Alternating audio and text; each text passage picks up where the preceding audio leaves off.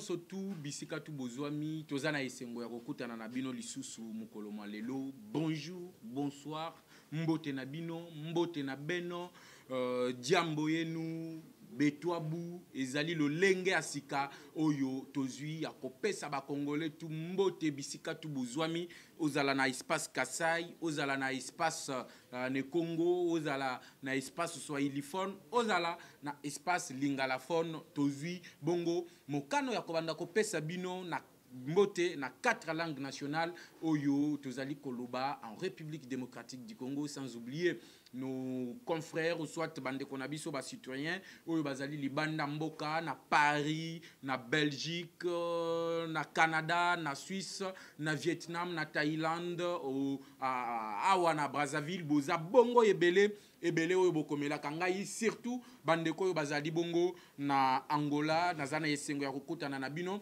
na kanisi mikolo yo bozali kobenga ngai des jours oyo bozali kozwanga te sur WhatsApp, c'est parce que notre téléphone a un problème pour l'instant. Tozali injoignable sur WhatsApp, mais appel normal bokozwa biso au plus 243 81 717 11 97. Plus 243 81 717 11 97. Benga biso, appel normal au Kozwa biso. Nous allons parler et partager sur l'actualité politique en République démocratique du Congo. Mutu amote mamala mupe o azaliwana soki omonike okoki ko sombela les communicateurs de la République téléphone ou soit kotine de laye moi mon solo oyo ko sunga biso poete to bongisa téléphone oyo boko banda kozwa bilili bomo mesano oyo totinde la kabino na groupe na biso WhatsApp le wazalendo oyo ezali bongo groupe auto partageaka sur ce qui se passe à l'est de la République démocratique du Congo. Chers téléspectateurs, le communicateur de la République est là malgré les multiples occupations, malgré Mbo les ali ko beta urbanisation na ville à Kinshasa ezali malamute, le ministre de l'urbanisme et habitat ezali kosala musalate et tout ça retombe na mutu. Il y a le meilleur gouverneur de l'histoire de la ville province de Kinshasa, Jantiningo Bilamba Kao tozali kopesa mbote nangonga oyo azali penza kolala butu moite azali koluka lolenge nini ya kosalela bakinois musala peut le bilan de Félix Tshisekedi dans la ville province de Kinshasa soit un bilan reluisant oyo ba Congomani tout, surtout batinois en particulier ba kovote tata mokonzi ya ekolo en masse na olobela Natongo ya lelo, ce qui se passe à l'est de la République démocratique du Congo, Tolobaki, Sirimwani, Biliaki et Bikoki, Tolobaki, le traître à l'est de la République démocratique du Congo, Biliaki Bango, Bikoki, Mukolo ya Lobi, le chef d'état-major vient d'isoler Sirimwani na réunion Oezali Kota, la sécurité à l'est de la République démocratique du Congo et surtout dans la partie Tozali Kobenga ya province, ya Nord Kivu, Oapi, Sirimwani, ba Botoli et Bongo. Commandement, il y a opération militaire, Pesi Yango, na Falsi Kabwe, Oyazali Bongo, le général, le chef d'état-major adjoint, Oyazali Kotala Makambu, il y a opération militaire, Yende Azali ko coordonné Sikoyo, parce que Sirimwani, Bali Kotanga Bongo et pas Bawazalendo, Nabande Kwebele.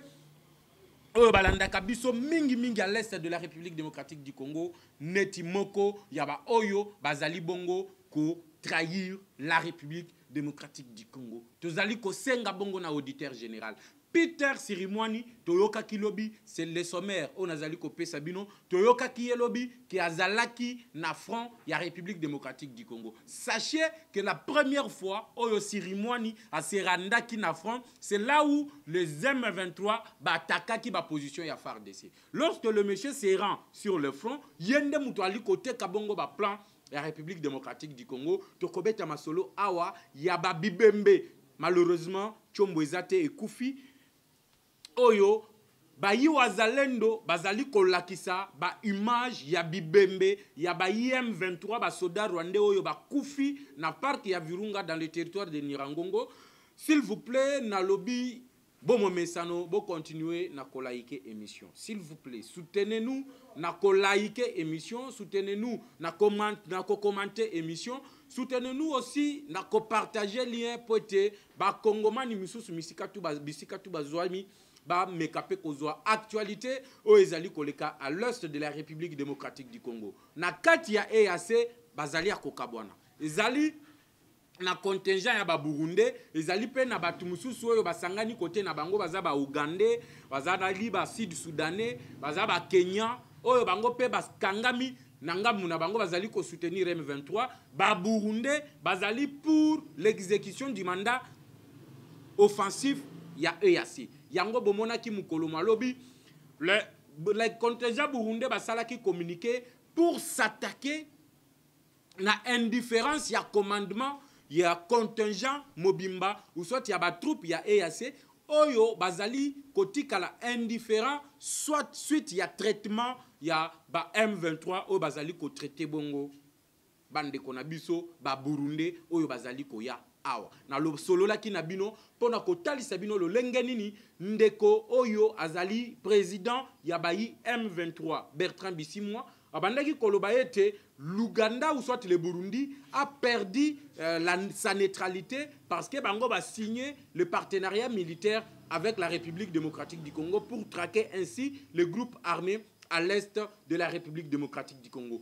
Qui sont les officiers qui sont aux arrêts ce matin pour avoir trahi la République démocratique du Congo? Le bilan du Sukhoi, Nabisaki Bino Lobby, Sukhoi dans le petit matin, dans le petit air plutôt, il y a lobby na Tongo et Mataki Bongo Likolo et Zalaki Sukhoi Su-25. Oh et Mataki pour bombarder la position, il y a M23 dans le petit Massissi, dans le village de Kiloriwe, dans le Bambo, Tongo.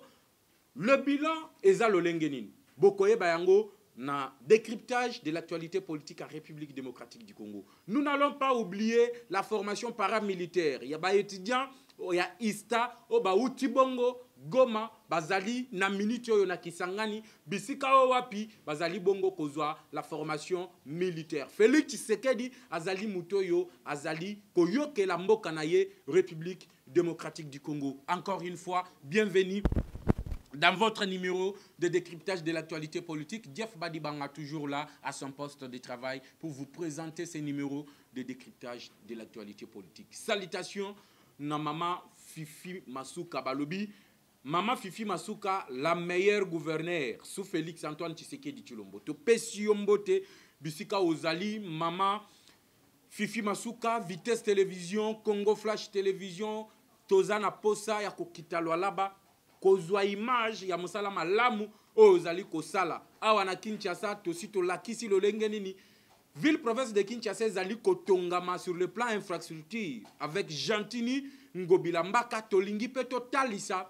Naba abonné na biso na Vitesse Télévision na Congo Flash Télévision naba chaîne tout partenaire que Maman Fifi Masuka azali bongo ko travailler pour l'intérêt de tous les Congolais et surtout il y a population à Lualaba en particulier.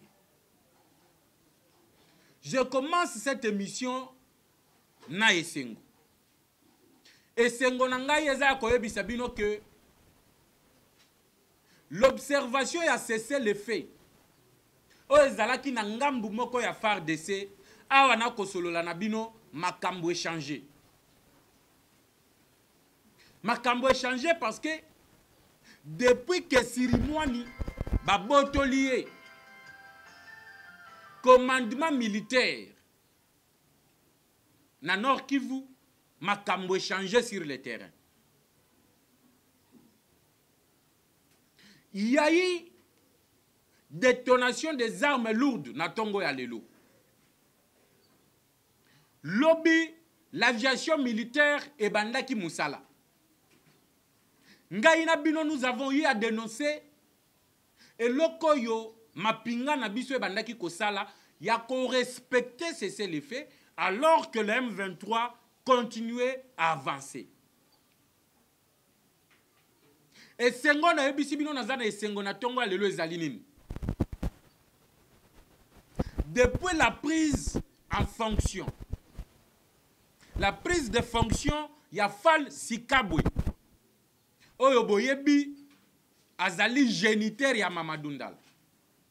Fall Sikabwe oyo boyebi bato oyo balonga bitumba na Est.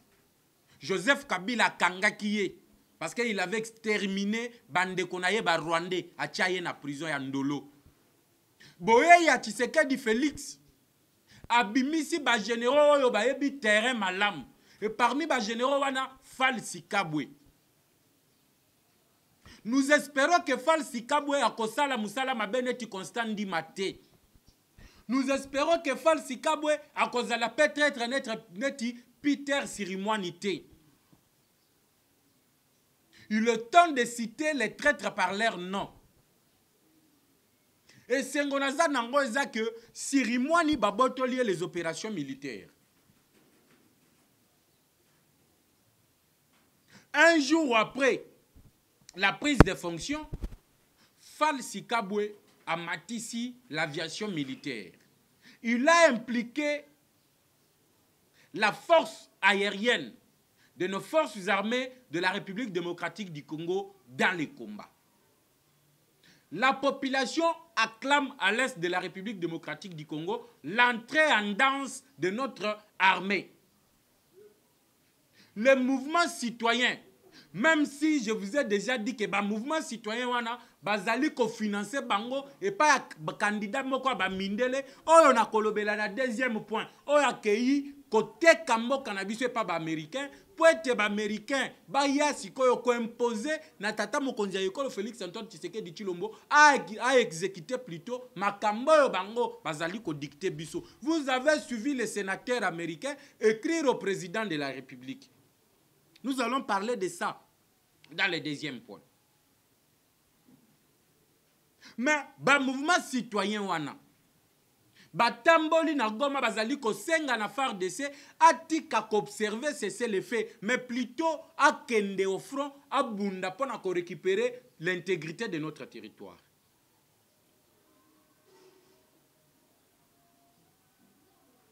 Le message de la population a été entendu. Parce que très trop azalaki wana ba utaki ko isoler ye. Et bino na sommaire que Peter Sirimwani n'a pas participé à la réunion sécuritaire tenue par le chef d'état-major. Pourquoi? Parce que le monsieur azali mutoyo azali côté kaba stratégie nyonso. Je vous ai rappelé hier que Peter Sirimwani azalaki mutoyo qui était en charge des opérations na Bunagana avant que Bunagana ekweya. C'était lui qui était en charge des opérations na Bunagana.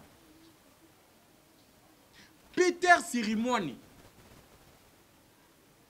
le wazalendo l'acquise que yenda zali ko collaborer na ba rebelle. Même au sein de la génération Guépard, Outi kozua formation militaire. Bango pe balobi, nous sommes au front. Nous attaquons l'ennemi. L'ennemi nous a attaqué, nous contre-attaquons l'ennemi. Tolingi to kende na bango tina suka, bali kotine de la biso mitindo likolo, de réplier. Et moutoua tinda kaba message à repli wana, c'est Peter Sirimwani.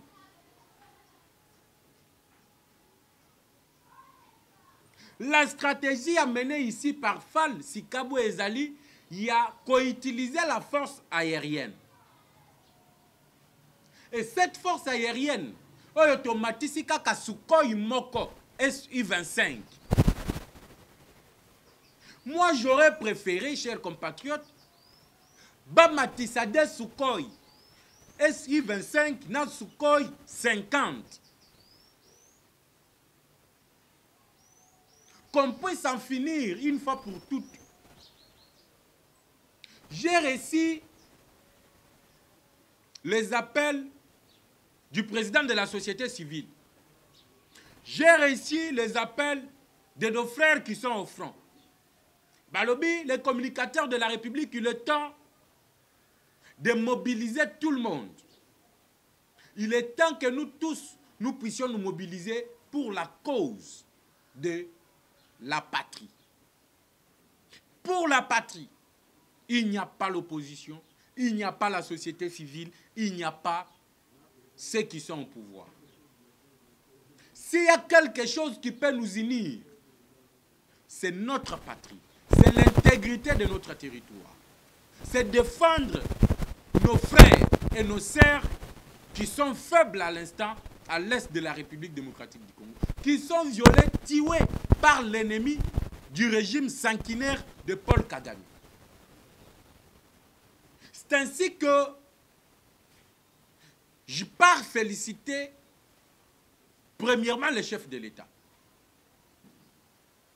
Parce que le résultat est en train de se faire voir. Résultat est allé comme on en a le lot.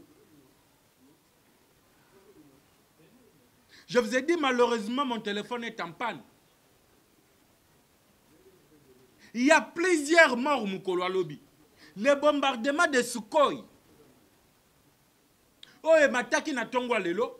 Bon, comme on a lelo yo, ba wazalendo yo, ba koti déjà bisiko yo. M23 zalaki na ba base. Oh, ba bombardé. Et pas Sukhoi SI-25. Ba kangi déjà photo ya bibembe yo, bazali ko présenter. Bino bandeko na ngai obolandaka nga mingi. Je vais vous dire ici, une fois que téléphone a biso kozonga na musala, je vais vous partager les images. Il y a des armes qui ont été reprises. FARDC na biso surtout l'aviation militaire congolaise. Moussala et Sali Lobi na Tongo. Il y a les armes. Et comment mi bien na manduki wana na ba AK-47, na ba roquette, na ba lance-roquette. Et comme bien RDF. Rwanda Defense Force. RDF. Donc l'armée rwandaise. Les images sont là. Je vais les balancer également. Parce que ici, nous disons des vérités. Et la stratégie utilisée ici par l'aviation militaire, c'est quoi?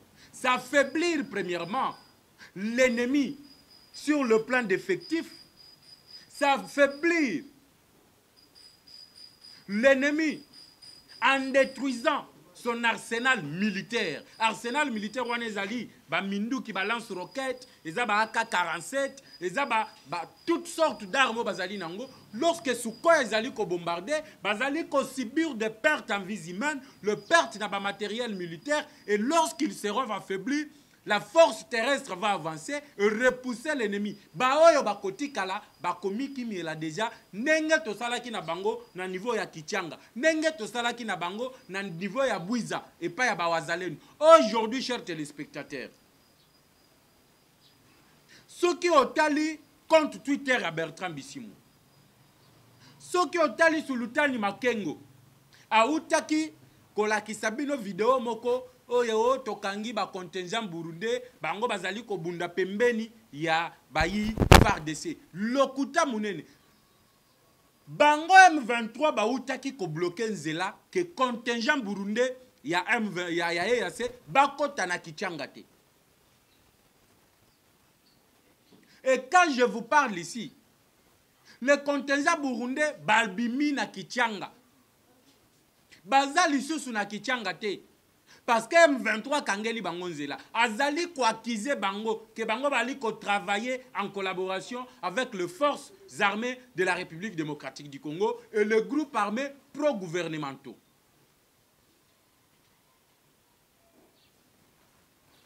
La chose la plus difficile aujourd'hui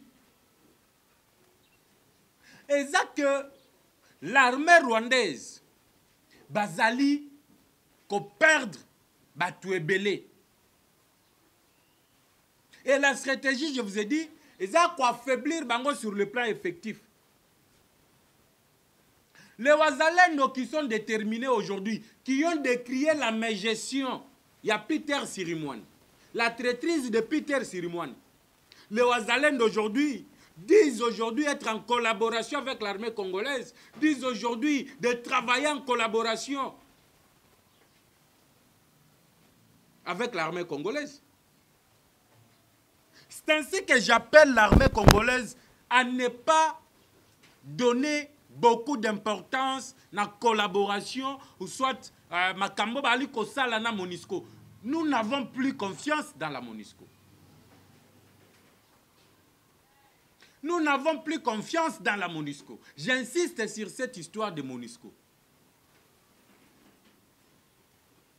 Les ennemis, les premiers ennemis de la République démocratique du Congo, c'est la communauté internationale.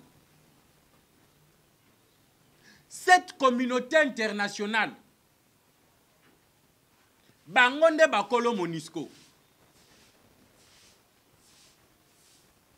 Cette communauté internationale ne batindi ba contingent na bango wana.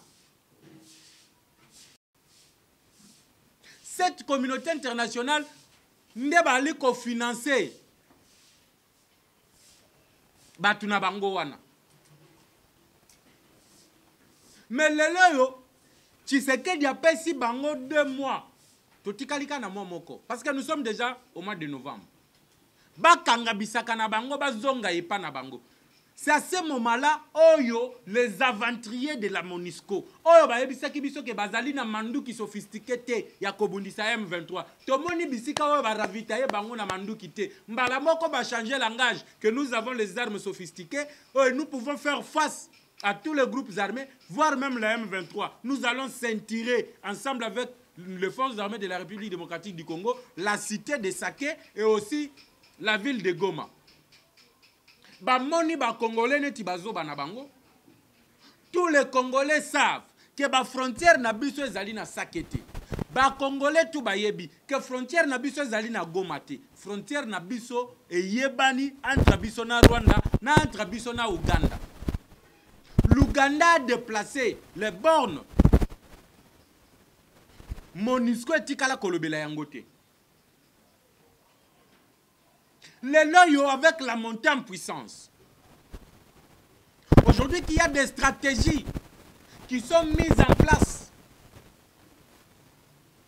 pour en finir une fois pour toutes avec l'armée rwandaise. Aux alliés Koyoka Sikoyo MONUSCO Abimi. Nous allons faire ceci, nous allons faire cela. Pourquoi vous avez attendu plutôt à 1 mois de votre départ pour venir ici nous dire Tolingi Tokoufé là-bas Congolais?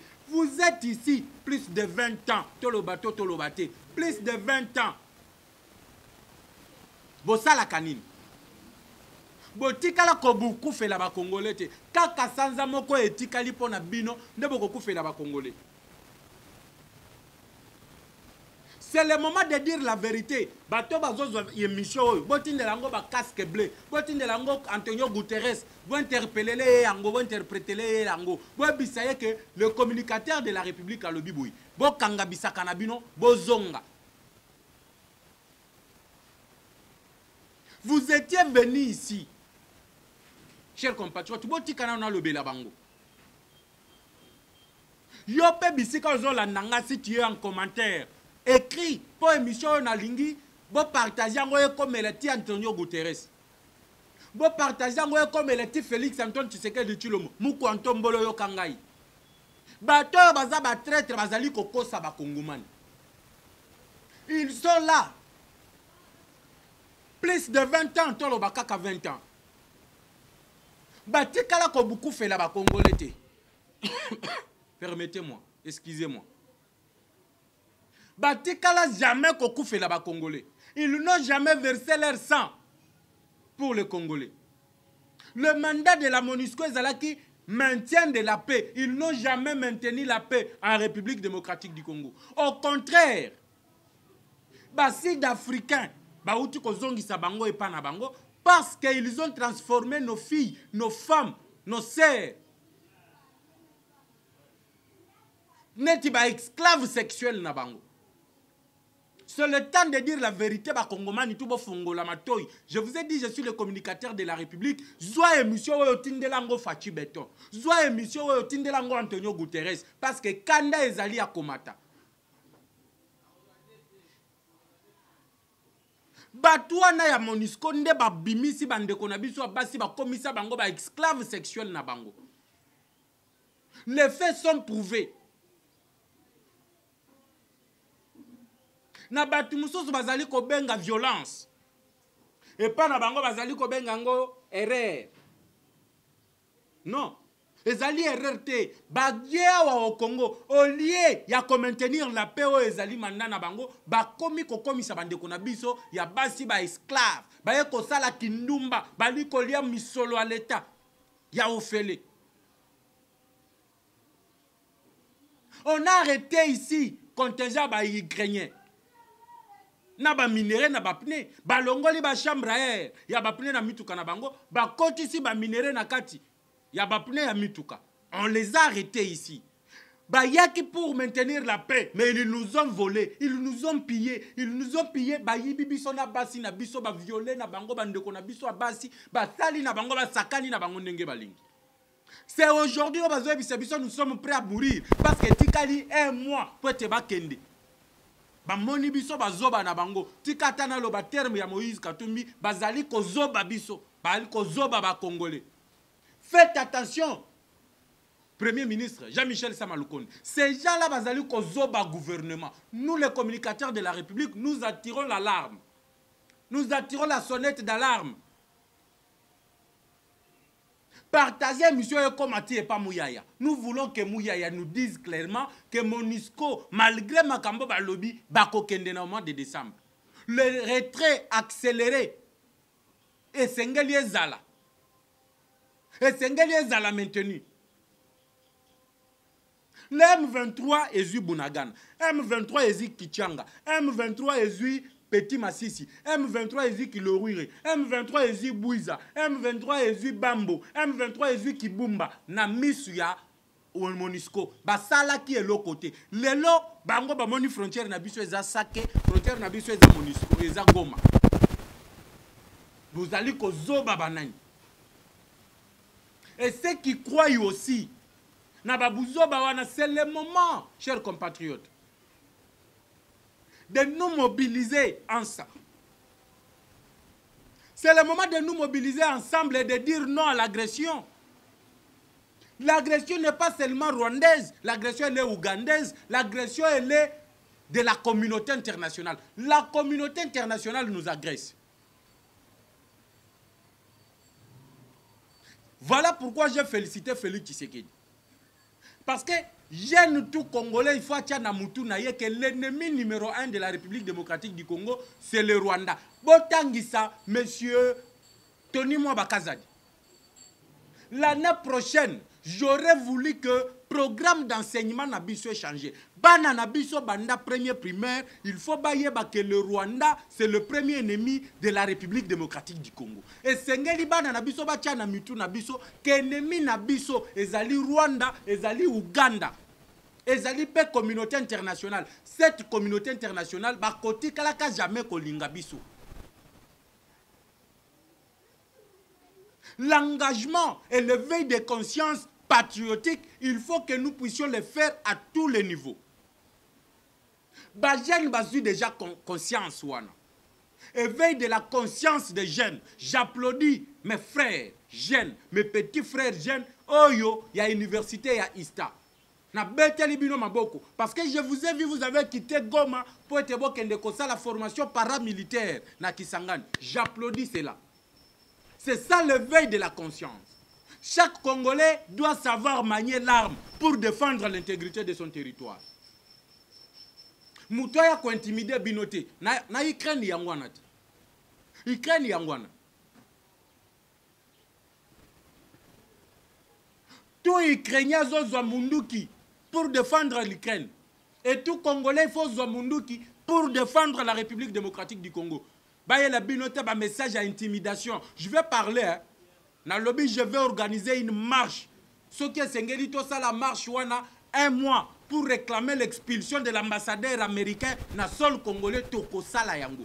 Je vous promets déjà nazo Yamba, la réserve de l'IDPS, na émission spéciale expulsion de l'ambassadeur des États-Unis. Tokondimate, ba sénateur américain baya manquer respect na première institution de la République démocratique du Congo qui est le président Félix Antoine Tshisekedi. Bozali ko comme la première institution à Congo, vous les bozo imposez. Quand est-ce qu'un sénateur congolais a koki ko imposer makanisi na bango na président Biden?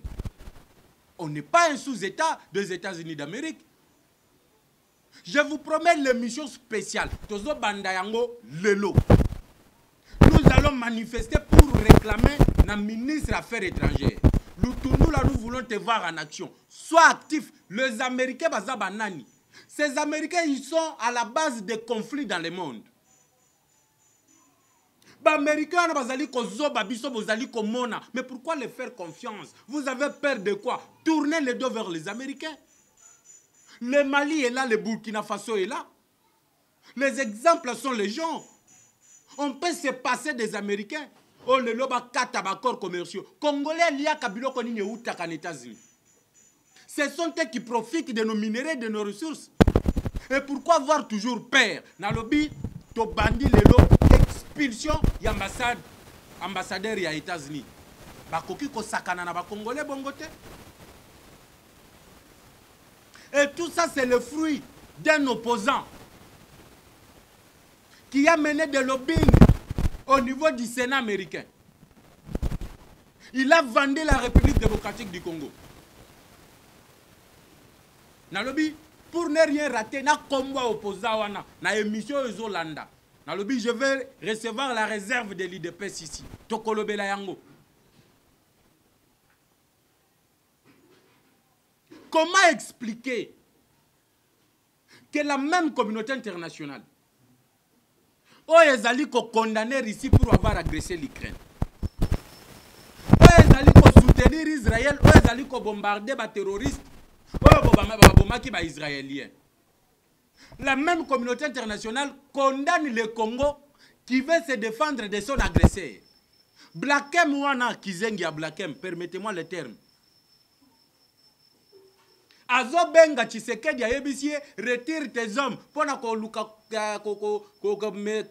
entente entre le Rwanda et la République démocratique du Congo. Il appelle les deux présidents à retirer leurs troupes du frontière. Ba troupes nini, oeza ba troupes congolais nini, oeza na frontière na biso entre la RDC et le Rwanda. Banani. Ces gens-là vous montrent déjà qu'ils ne sont pas pour vous.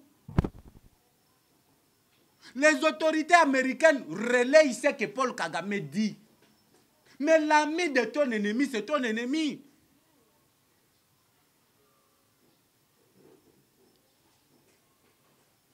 Yo si on a l'osso, ba Congolais ba liaka l'osso fufu se moule. Yo si on a l'osso outi États-Unis et na Congo. Aussi on a vol commercial. Oh ils ont outa Washington et directement Kinshasa. Mais vous, vous fiez les Américains, les Américains, les Américains.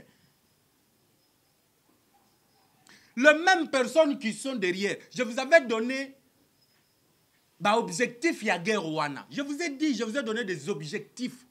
Il y a guerre Rwanda. C'est quoi? Ils veulent contrôler les Massissi parce qu'il y a 60% de réserve mondiale, il y a cobalt. Et ça, na Massissi. Ils veulent contrôler Kilori, ouais, parce que le pyrochlore, ouais, ils allaient kosunga bango basala ba fusée, ils allaient kuna. Voilà l'objectif de leur guerre. Et pour arriver à l'objectif, ils doivent avoir le contrôle de trois pouvoirs. Le pouvoir économique, le pouvoir militaire et le pouvoir politique. C'est ainsi qu'ils utilisent le Paul Kagame, Ngungi, Ndengelo Babenga Kaye. Sanguinaire. Ils utilisent Kagame, n'armée Nabango. Permettez-moi, Nazala un peu dire avec le gouvernement. J'ai dit bien besoin image yo botin de lango au gouvernement. Ce qui va kokanganga lisusu ba kangana si na mesana. Les Américains bazo bangawana. Batongi ba caverne militaire. La base militaire ya Américains est en Rwanda. La caverne militaire construite par les Américains est en Rwanda. Au Congo, batonganine. Au accord militaire, tokokata yango, ce qui s'est nié publié registre à électeur. Batonganini, il y a formation militaire au Congo. Quelle est la base militaire américaine qui existe au Congo? Il n'y en a pas. Il n'y en a pas, chers compatriotes. Baoyo bayoki bayoki. Je reviens dans le deuxième numéro. Plus 243 81 717 11 97. Plus 243 81 717 11 97. C'est mon numéro de contact. Dans le lobby, je reçois la réserve de l'IDPS spéciale expulsion et ambassadeur ya États-Unis d'Amérique. Tokutani na bino, à tout à l'heure. Ciao.